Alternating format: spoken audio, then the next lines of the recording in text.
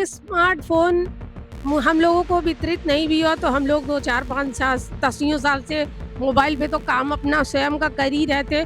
विशेष खुशी नहीं हुई है, मुझे नहीं हुई, मैं किसी और का नहीं जानती। बिल्कुल बढ़ाएँगे, हमारी पीड़ा को वो समझ रहे हैं, लेकिन पता नहीं उनकी क्या मजबूरी है जो अभी तक वो अपना मुँह नहीं खोले। बहुत ही खुशी की बात है अगर मानदेय हम लोग को बढ़ जाए। उम्मीद तो बहुत दिनों से जगी है लेकिन वो सक्सेस नहीं कर रहे हैं गवर्नमेंट उसको सफलता पर लाए ना हम। इसी चीज का प्रश्न उठाया था कि उनका जो मानदेय है वो बढ़ाना चाहिए और उसके बाद बढ़ा भी था। तो जो मेरी बहनें हैं, आंगनबाड़ी की बहनें, ये एक ऐसा मुद्दा, ये ऐसी बहनें हैं जो बहुत ही मेरे दिल के निकट हैं और बार बार मैं इस मुद्दे को उठाती भी हूँ। माननीय मुख्यमंत्री जी के समक्ष भी हमने रखा है कि इनका जो मानदेय है हमारी बहनों का, सहायिकाओं का भी बढ़ना चाहिए।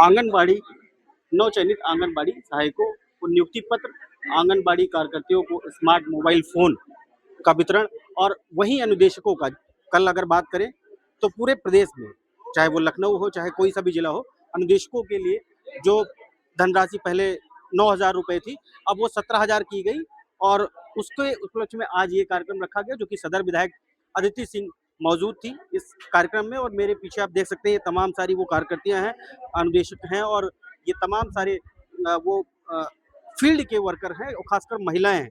इन सबको यहाँ के प्रशासन ने, या यूँ कहें उत्तर प्रदेश प्रशासन ने, एक स्मार्टफोन वितरित किया है और अनुदेशकों की जो सैलरी उसका डमी चेक भी दिया गया और तमाम ऐसी कार्यकर्ताओं को लेकर बातें भी हुई हैं कि, और सदर विधायक अदिति सिंह, डीएसए राहुल सिंह, ऐसे तमाम अधिकारी भी मौजूद रहे, सीडीओ अंजू लता ये भी रहे और ये सब वितरित किया गया। आप लोगों को स्मार्टफोन दिया गया है।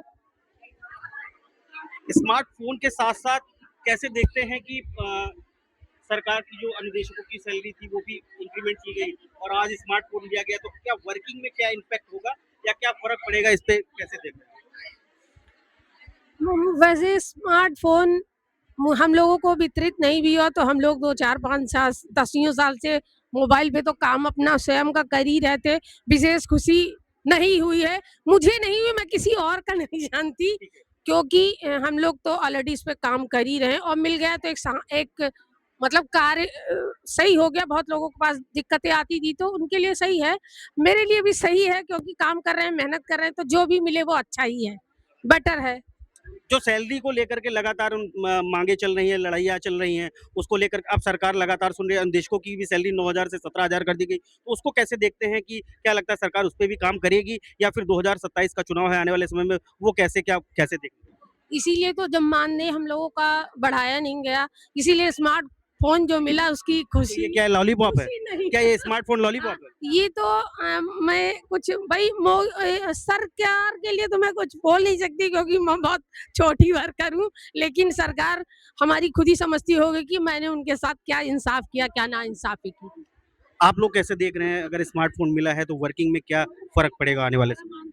वर्किंग में कोई फ़र्क नहीं पड़ेगा, वर्किंग तो हम लोग ऑलरेडी कर ही रहे थे, थोड़ा और बेहतर करेंगे, लेकिन जो स्मार्टफ़ोन का वितरण आज किया गया है, अगर ये हम लोगों के मानदेय की घोषणा के साथ किया जाता तो हम लोगों की खुशी दुगनी होती। फिर भी मैं उम्मीद करती हूँ कि हमारे मुखिया महोदय आने वाले समय में हम लोगों के मानदेय की घोषणा, उचित मानदेय की घोषणा करेंगे। करेंगे। जैसे देखिए अभी अनुदेशकों का भी मानदेय बढ़ाया गया, तो लग रहा है कि अभी ये और भी आप लोगों के जो मानदेय वो बढ़ेंगे। बिल्कुल बढ़ाएँगे, हमारी पीड़ा को वो समझ रहे हैं, लेकिन पता नहीं उनकी क्या मजबूरी है जो अभी तक वो अपना मुँह नहीं खोले। देखिए सरकार की और खासकर अगर बात करें सूबे के मुख्यमंत्री योगी आदित्यनाथ की क्या मजबूरी है ऐसे कार्यकर्ता, लेकिन अभी संतुष्टिजनक जवाब नहीं है। लेकिन और भी हमारे साथ कुछ लोग हैं, जानना चाहेंगे। आज मोबाइल फोन मिला है आप लोगों को, मोबाइल फोन मिला है आप लोगों को, जी सर।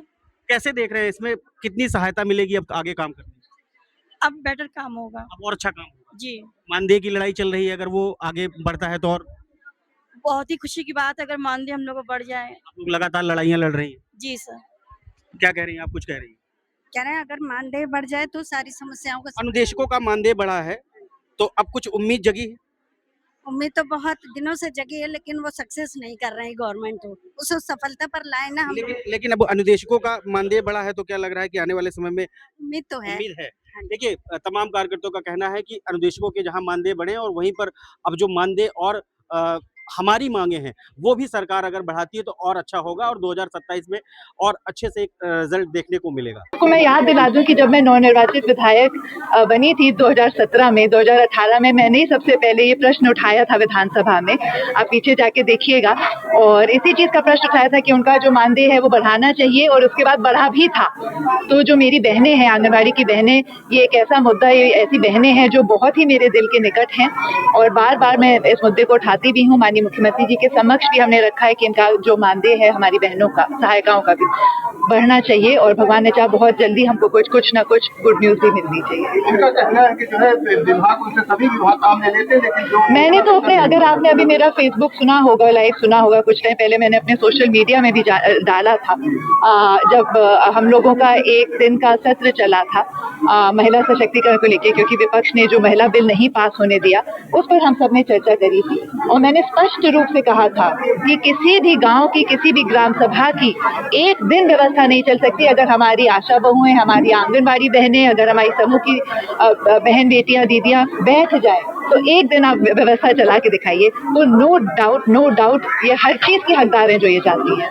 मैं इंद्रवीर सिंह, IBC 24 के लिए रायबरेली।